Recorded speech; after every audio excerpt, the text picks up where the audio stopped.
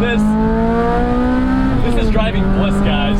Ladies and gentlemen, 2006 Lotus Elise touring package, which I'll have you know adds the power windows and a bit more sound deadening, which I think is hilarious because you get inside this car and you can't imagine it having any less sound deadening. We've actually reviewed this car before, but there have been a few choice modifications since then, and Chris is a smart guy with great taste. So let me tell you what he's done. First of all, we have these Hankook RS4 tires, and now in the rear, it's still the same at 235, but in the front, we're now up to 205. Last time I drove it, he had some other compound, and I think he had like 185 section width. It was just very under-tired at the front, and it gave way to understeer a little bit too easily. We have this wing, it's called Gut version 2, and we have a carbon splitter now as well. We got these toy box Hethel wheels, the gold and green, very nice. He went from the cold air intake back to the regular intake, and the reason is because he has a tune, and that tune requires that because the cold air intake had too hot of air. Very common problem. And the power now has gone up from 190 to around 200, and torque from about 135 pound-foot to around 140 now, which doesn't sound like a lot, but guys, this weighs less than 2,000 pounds, 1984. Yes, just like the book, it is a very lightweight vehicle. No power steering, and getting inside is always a bit of a chore because it's a gas sill, and somehow I triggered the alarm.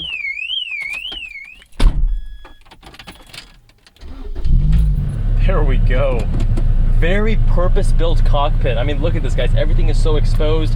Keep in mind, if you're taller, not very friendly, my shin keeps on hitting the gas sill, and the clutch is like right in the middle of the wheel. It's really far scooted to the right. If you're smaller, it might not be an issue. I'm 6'1", I wear size 13 shoes, 170 pounds, and I'm excited, guys. This is one of my favorite cars that I've driven, and now it's even better.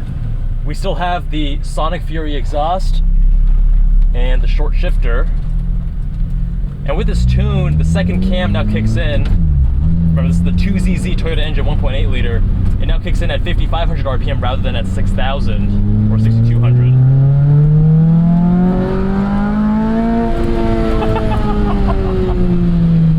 $200 horsepower doesn't sound like a lot. Oh goodness.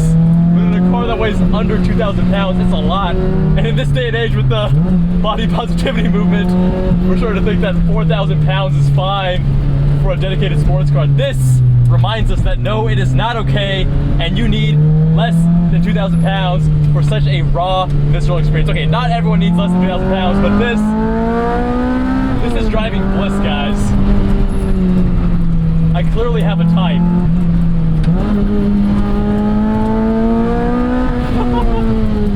And that type is lightweight, tossable, with a great rack.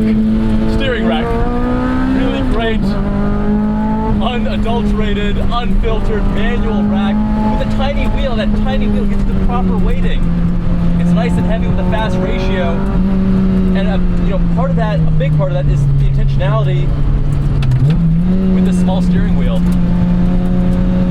Oh yes. So nimble, so tossable.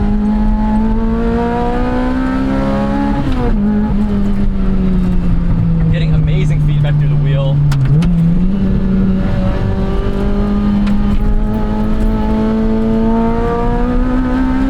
I'm not getting the same issue with the front end getting light and washing out to a bit of understeer, and a big part of that is the tire width.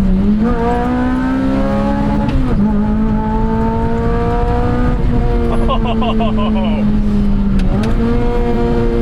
double clutch heel toast makes it a cinch because the throttle response is so immediate.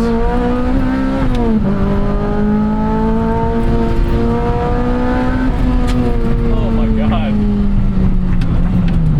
Oh my god, my foot got stuck underneath the gas pedal when I was braking and trying to heel toe. That's not safe. Not tall person, Bigfoot friendly. That's okay, we'll make do.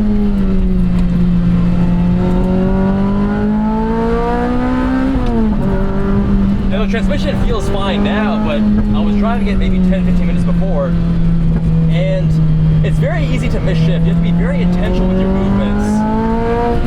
Lotuses, they don't always have the best transmissions. The Amira is a big exception. The Amira transmission is phenomenal. But when you look at older Elises and even Amoras, sometimes the transmission can be a little vague leg, and you know, you don't want to have to think about shifting while you're driving the car hard. Oh, there we go.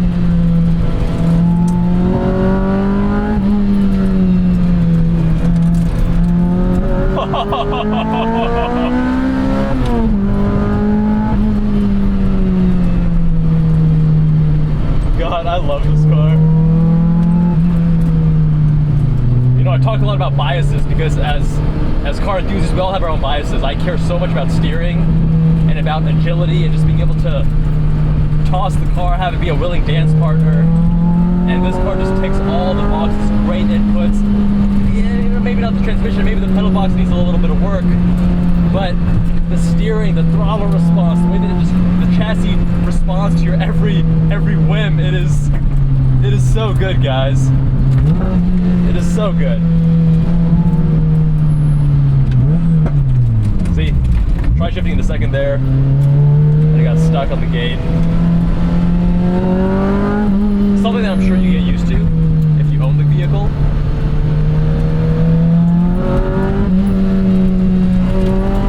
Oh, the steering, guys! Can you see it? It's so alive. It's like I'm reading Braille over the road.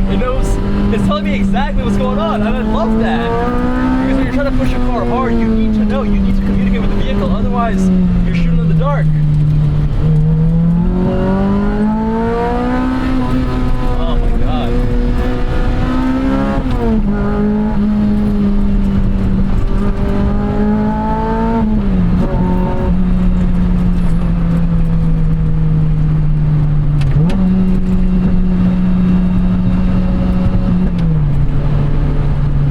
Yeah, 200 horsepower in a car of this size is plenty. You do not need more. Because when you start hustling this thing, there's times when you start getting a bit scared. She's like, oh my God, small little tin can doesn't feel the safest.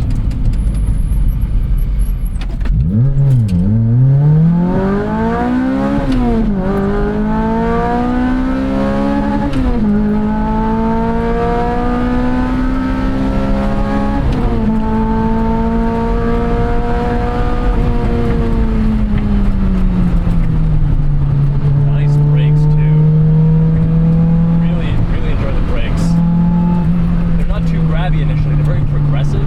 I don't like when it's too much of an on-off switch, then it's hard to be smooth. So you have that really nice progressive feel, and then after that, it's super solid. So it kind of eases into it, and then it's very linear, and I like that. I like that a lot.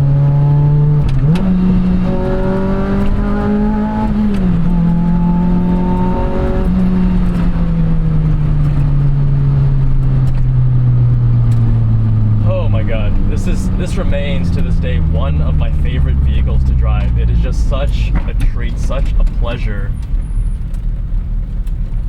Now that, I mean, if you guys follow the channel, you guys know I'm trying to get rid of my GR86. I love the car. I think it's a phenomenal vehicle. I actually had a FRS for 9 years before I got the GR86, which I've now had for 1 year.